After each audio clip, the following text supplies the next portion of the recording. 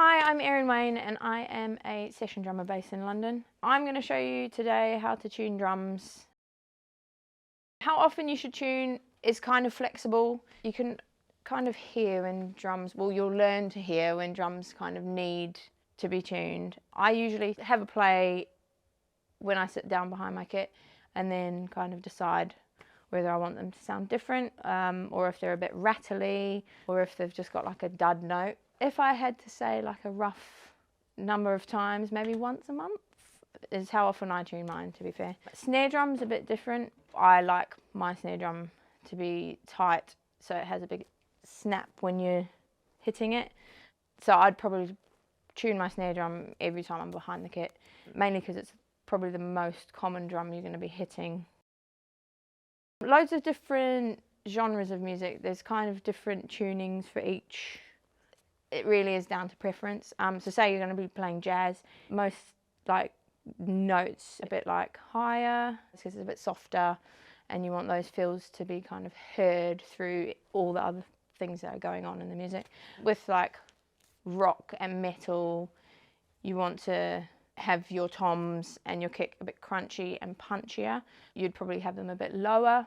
And again, with a snare drum, it's definitely down to preference. If you're playing like reggae or pop, even sometimes metal, you want it to be like that high sound, but it is down to preference. But yeah, I'm going to show you how I tune drums.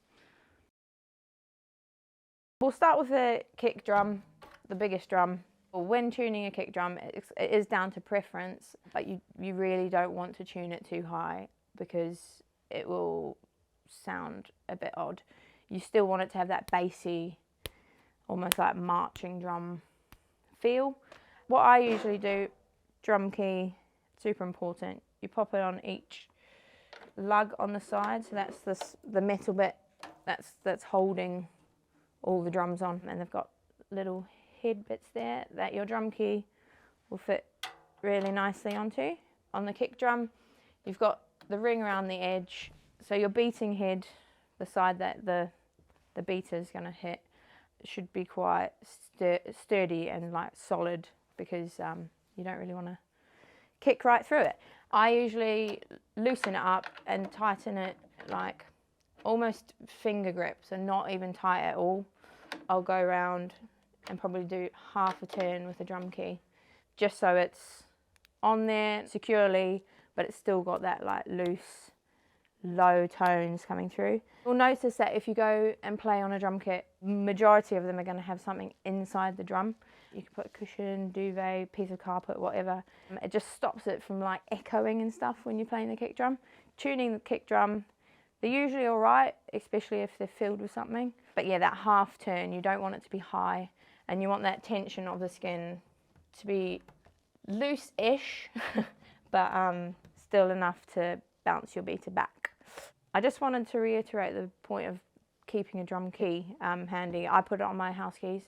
There's nothing worse than getting to a drum studio and there's no drum key and the drums sound rough. Bring your drum keys. Not many studios have them. So yeah, if you just keep one on you all the time, it's super helpful.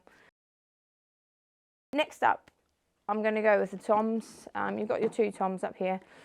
Generally, your left one is going to be your higher one. This is kind of a beginner setup.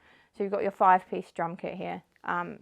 Left one's usually higher, right one's a bit lower, and then your floor tom's got that deep, lower sound as well. If you're going with... So you can already kind of hear the second tom needs some work doing to it. This one's alright, but with toms again, the tension on the drum skin, you want it to be loose-ish, but also have some bounce back to allow you to do those fills. So yeah, on this first one, you kind of go around each point, and you're wanting them to be similar-ish notes. So if you can hear them all, this one actually sounds quite alright. So I'd tighten it probably even like a quarter of a turn. So with this one, you want it to come through on your fills. So you can hear the difference. This one's got like a nice reverb ringing sound. This one's almost too loose. So you're going to want to find the higher note of all of them and kind of tune the other ones to that.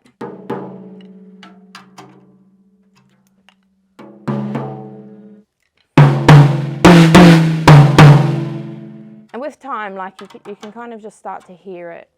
I don't really tune to any particular notes, but I kind of try to make all the different lugs around the edge sound similar notes. And even when you're twisting it with your drum key, if one feels way looser than all the other ones, then it needs to be tightened.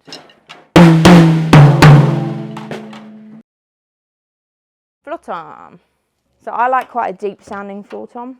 So if I push down on the head a bit, it should be nice and kind of loose, less tension. You can see this one's got tape on it. That's mainly to stop all the reverb and the rattling around. It doesn't need too much to do with it. If they sound all right, give it just literally the smallest turn.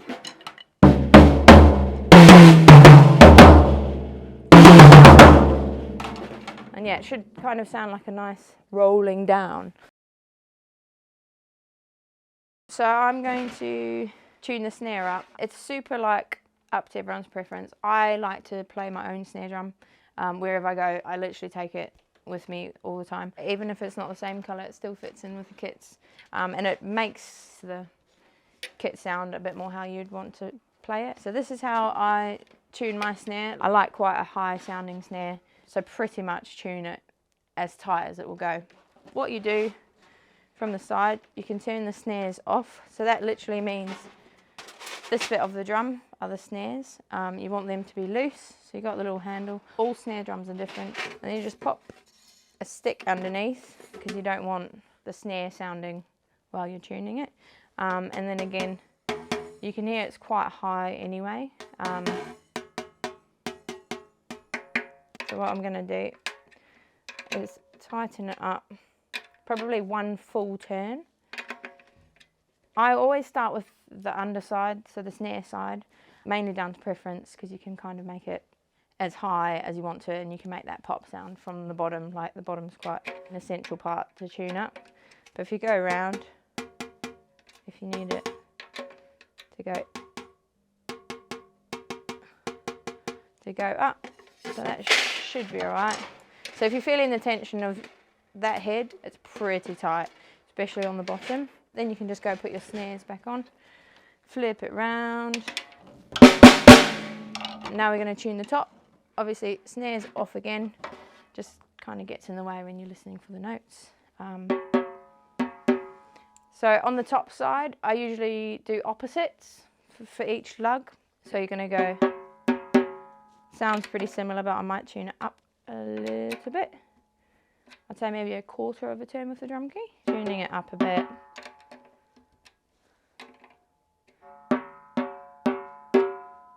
Should all sound the same. And then you've got this little like knob on the side that allows how tight you want your snares to be. So if you wanted it really loose, then you can loosen it right up and then it's like barely any like rattle. Should be alright. Top tip that I like to use, I know it's almost like cheating, but it just makes the drums, for me, sound so much sharper, especially recording in a studio. I use moon gels. They're literally a lifesaver for if you're wanting to do recording and you're wanting that clean hit. I pop it on pretty much around each logo. And you can already kind of, it's got less of the rattle. So if you pop it on each drum, maybe like one or two in each drum, that's without, and you stick it on. It's got less of a rattle. I often use them on the toms rather than the snare, but definitely when recording. And that's how I tune my drums.